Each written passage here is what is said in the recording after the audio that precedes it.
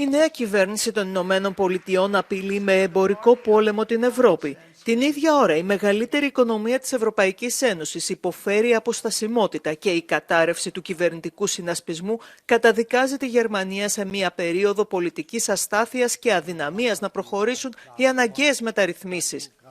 Μέσα σε αυτό το περιβάλλον, ο οικονομολόγος και πρώην επικεφαλής οικονομικών της Ευρωπαϊκής Επιτροπής, Μπούτι, στη συνέντευξη που παραχώρησε στο Euronews με αφορμή τη συμμετοχή του στο συνέδριο της Τράπεζας της Ελλάδος για το δημόσιο χρέος, προειδοποιεί ότι η Ευρώπη βρίσκεται αντιμέτωπη με μία ακόμα κρίση, μία κρίση που αργά ή γρήγορα θα επηρεάσει και την Ελλάδα. Mr. Booty, thank you for this interview to Euronews Greek. A few hours after the US has picked a new government and Germany finds itself without one, where does this leave Europe? It leaves Europe in a challenging place. These are, especially on the other side of the Atlantic, cataclysmic events. Europe in the past has managed to react, and it's actually the Jean Monnet prediction that Europe is actually forged in crisis, and it is the result of the response to these crises. There is a key condition, however, if you look to the past, and I'm referring to the response to the fall of the German Wall with the creation of the single market, and in particular the euro, and closer to us, the response to the COVID crisis with Next Generation EU. A common element there was a strong political leadership. You know, you go back to the past, here we are at a conference on history, and we had, Kohl, Mitterrand, Delors back at the end of the 80s. If you think about the COVID crisis, we had Emmanuel Macron, potentially 1.5 mandates in front of him. We had Chancellor Merkel, who could think about history, the historical legacy, and not worry about the next elections in one of the lenders. And then we had Ursula von der Leyen, who had come in with a strong program of the Green Deal, so having 5 years in front. So what worries me now is that, unfortunately, especially on the national side, we see weak leadership.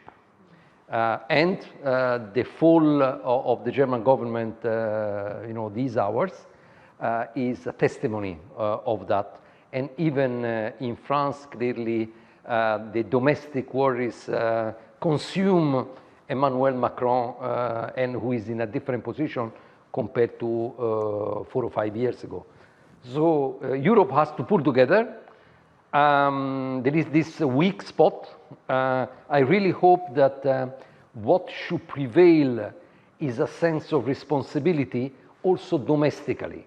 What I could see ideally, well, maybe I'm off the mark completely, I would like to see in Germany as well as in other countries, but Germany in the first place, a sense of national unity and not fighting the next elections as a classic one, but being aware that there is a big challenge, a systemic challenge, and in a sense for Germany, being a country very export-oriented, depending a lot on the rest, the challenge is even more than in other countries.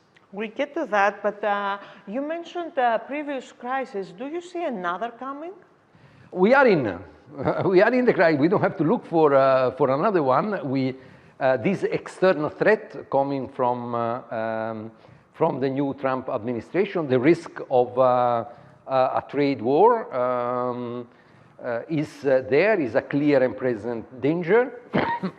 We have the whole issue of European defense, how to deal with the northern border, with the war in Ukraine, how Europe must and can shoulder more the responsibility to sustain Ukraine looking forward.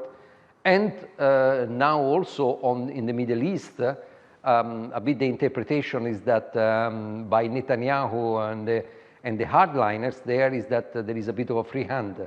So we have the southern eastern flank and the northern one which is sandwiching Europe. So we don't have to look for another crisis. The crisis is there. We have to find the courage to pull together to respond effectively. Do you see the new Trump administration actually going forward with the threat of tariffs and specifically against Europe? The program of the new U.S. president was very simple, and probably that was one of the reasons why he managed to convince the electorate.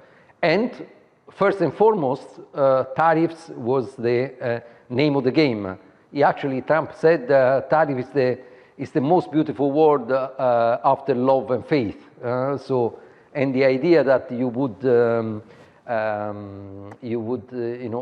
center an economic policy on tariffs is, in my view, highly misguided, but it was very, very much at the front line. So one can expect, certainly, and the tariffs there were between 10 and 20% across the board, so including Europe, and up to 60% on China. So what I recall here is that going back to history, the smooth holy Act of 1930, which actually imposed tariffs and led to a trade war, was key in transforming the stock market crash of 1929 into the Great Depression of the 1930s. So we have a clear and present danger.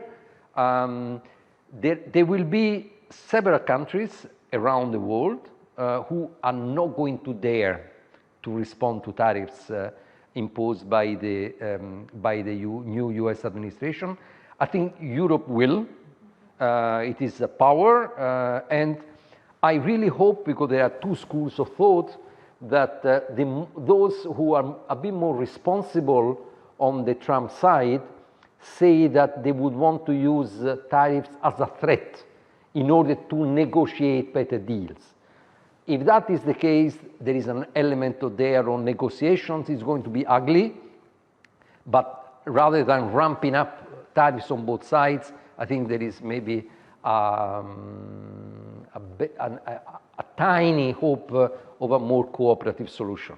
So if tariffs are finally imposed, we understand the impact on big economies, export-oriented economies like Germany or France, for example. Will there be an impact on smaller economies like Greece, for example?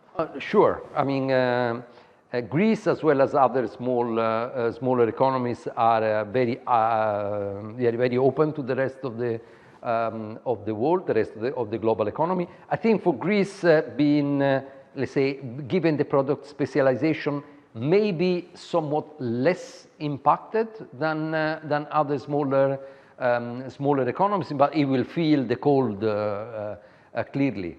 I mean, one of the responses that we will need to engineer in Europe as the European Union, as a whole, and this is, in a sense, goes even beyond Trump. It would have been the same had Harris won, is to move to a production model, to a business model which relies less on the rest of the world. When we have a weaponization of world trade and even the dollar, you have, depending on so much on exports to the rest of the world, is an element of vulnerability. This production model, do you see it asking for a relaxation of the Green Deal? No, I think that would be a mistake. I think that would be a mistake. Actually, certainly the new U.S. administration will move away. I mean, probably one of the very first decisions they take is the withdrawal from the Paris Agreement, as they did back in 2016. However, renewable energies are going to continue to be developed in the US in spite of this, because it's convenient, it is profitable, they are cheaper. So I think the business case for renewables will remain also on the Certainly, but adding fossil fuels in the mix will make energy cheaper in the US. And in Europe, we know that energy prices are among the main opponent to competitiveness. You know, absolutely, but that's why it would be a mistake to move away from a renege on the Green Deal, because at the end of the day, look at the experience also in Europe. Take Spain or the Iberian Peninsula, where they have made a huge investment in renewables. They are cheaper. We have to clearly invest a lot, but then the return will be very clear. We don't have fossil fuels here. I mean, Trump has boasted that they have liquid gold. You know, if you dig a hole in the US, we don't have that. So we have to rely also in terms of strategic autonomy on our own source of energy, and I think not fully clearly. We are not autarkic from that viewpoint, but I think renewables are key. And that actually I see also in a geostrategic dimension, because it may be the topic where Europe may want to have, should keep a leading position worldwide, and I think it is also an opportunity to establish cooperation with China, which seem to be increasingly aware of the challenges of climate change for them. So if we want to lead in the global economy, have a role in global governance, we should definitely not renege an area where we are leading worldwide. Thank you very much. Thank you.